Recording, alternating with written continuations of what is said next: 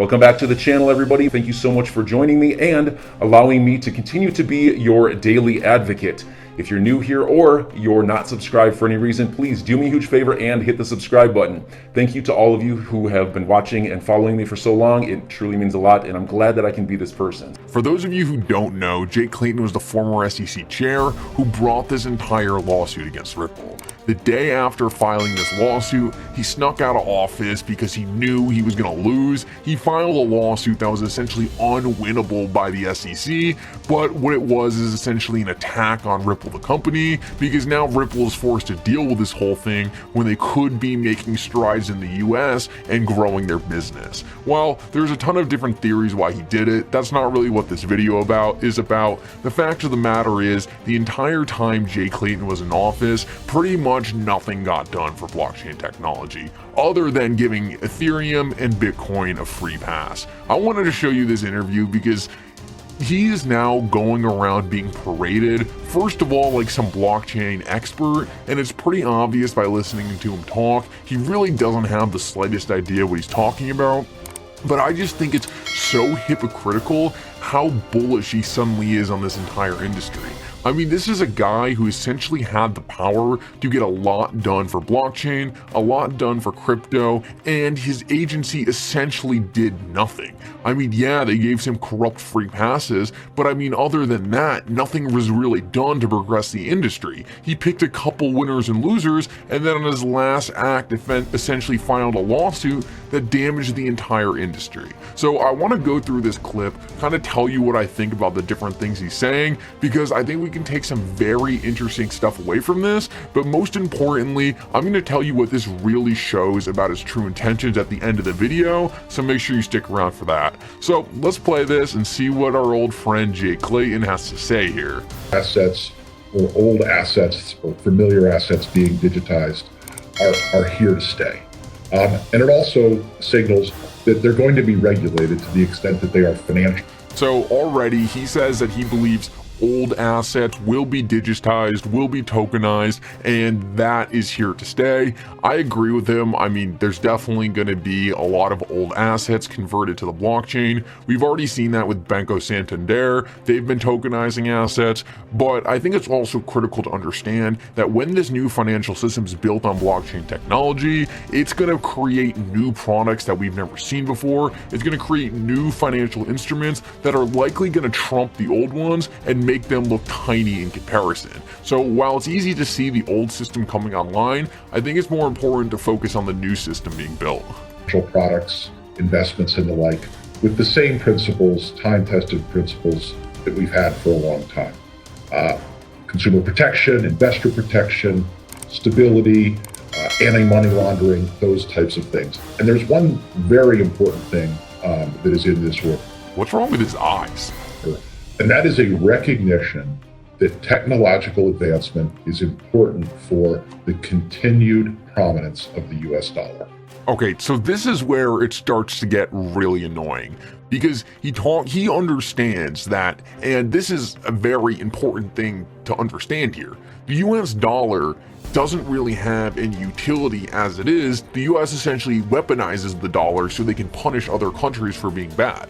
Well, with technology now, other countries are able to form digital forms of their own currencies that have utility and essentially allow them to escape the oppression that the dollar has put on them. Some countries, yes, the dollar has helped, but others, the dollar has been essentially used as a weapon against them.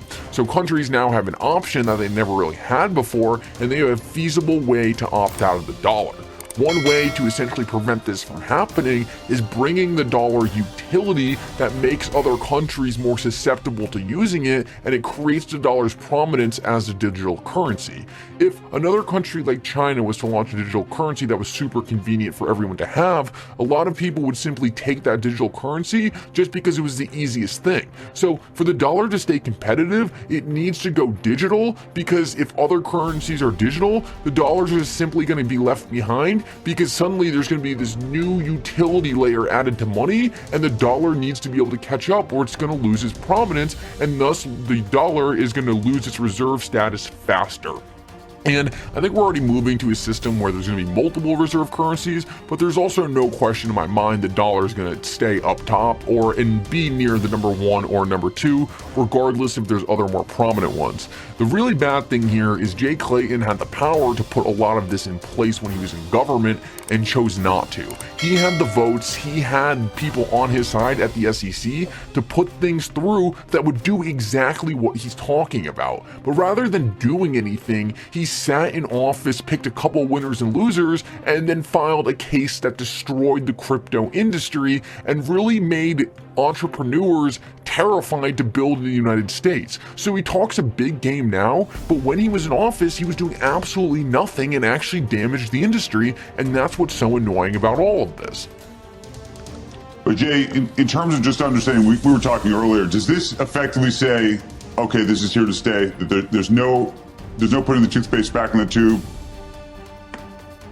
I think it depends on what you're talking about in terms of the technology, and you want to call it blockchain technology or some other distributed ledger or some other term.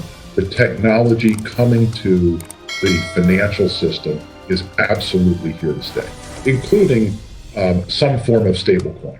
I think we've all seen that stablecoin as a bridge from what I'll say the crypto new asset world to our incumbent financial system has demonstrated incredible power and scale. So that type of asset, that type of functionality, I believe is definitely here to stay.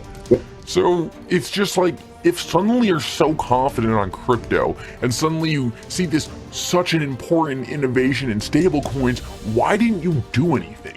He had the power to do all this and put this innovation through when he was in office. He had the votes to do it. And now we're stuck with Gary Gensler, who seems like he's trying to walk back on this innovation. And we had this guy who suddenly claims he loves this innovation, and when he was in office, he did nothing but hurt the industry. This is what's so crazy about this, and this is what boils my blood, and other people who essentially watched Jay Clayton in office do none of the things he's talking about now, and now having to deal with Gary Gensler, who doesn't seem like he's going to do it either. And that's what makes this so frustrating, because it's like, you could have done this, but no, you'd rather just talk about it. Whether a particular new crypto asset is here to stay or what value it will have, does this say time will anything? tell. Does this say anything about whether Bitcoin stays or goes? I think what it says about particular assets is if they can demonstrate that they are functioning as people expect they will, whether it's an inflation hedge, a store of value. One thing, who still thinks Bitcoin's gonna go? Like, it's been 13 years, it's been through financial crises, and it's been more stable than literally assets that the normal financial system claims is stable, like oil. Bitcoin's been way more stable than that. Like, where do you think it's gonna go? Bitcoin has died so many times, crypto has died so many times. It's still here, it's not going away. To still be asking that question, you have to understand what these people even, not Jay, it seems like Jay at least understands that, it's just more annoying that he did nothing, but this guy Andrew Skorkinson who's interviewing him, like, dude, what do you how many people on crypto do you have to interview before you get the idea that, like, dude, it's not going away, get over it? They transfer in a very efficient way. But Jay, you just said something interesting. You said, do they function as they're expected to? That's a fascinating way to think about it, because absolutely, I don't know what you think Bitcoin is supposed to function as. Okay, so I started this to roast Jay, and honestly, this dude Andrew is like, what do you mean, what is it supposed to function as? Like, do you not see what's happening all over the world with fiat-based currencies and how people are literally escaping their own currency and going into Bitcoin? I mean, he's essentially trying to make the argument right now that Bitcoin has no utility. It's like, you can transfer value all over the world, liquid in every single country with no intermediary, and you have a financial asset that cannot be corrupted by governments. Like, no matter what you decide that value deserves, it deserves a value. So the fact that this guy can't even understand that, I mean, it just shows the low caliber of intellect you have going on in this interview. And then he just finishes it off. He's literally like, oh, and shows a 1 month price chart of Bitcoin. It's like, dude, what do you think is happening in any market right now? It's all going down. So why is it that your perception of the value of something depends on what a line does on a month time frame? It's like zoom out and just look at these things. Well, before I rant any further, I hope this was helpful to you guys. I think the most important thing we can take away from this is that these people in office, when they're there, they are concerned about one thing and one thing only, and that's power. The only thing Jay Clayton was there to do was make money and get power for the agency and feel like he was the top dog. Nothing was about pushing his beliefs. Nothing was about helping digital assets, helping the US revolutionize his financial system. None of that was in his head. He wanted to see how much power and how much money he could make. And now he walks around saying, oh, well, I hope the US does this now, but I don't want to be the guy to do it. He didn't want to do any of the hard work. He just simply wants to benefit from it. And that's the type of dude he is. He doesn't want to make change. He wants to have the change made for him, and then he can sit there and reap the rewards. Ultimately, I don't think there's much we can do about it at this point. He'll probably get away scot-free. He'll get away with the terrible job he did, and he's going to be able to profit from it. Hopefully, karma comes back for him. So enjoy your day, everybody. I'm always here for you. Leave any comments or questions below, and be sure to subscribe. But thanks, everybody. I really appreciate you. Enjoy your day, and I always have your back. So thanks so much, everybody.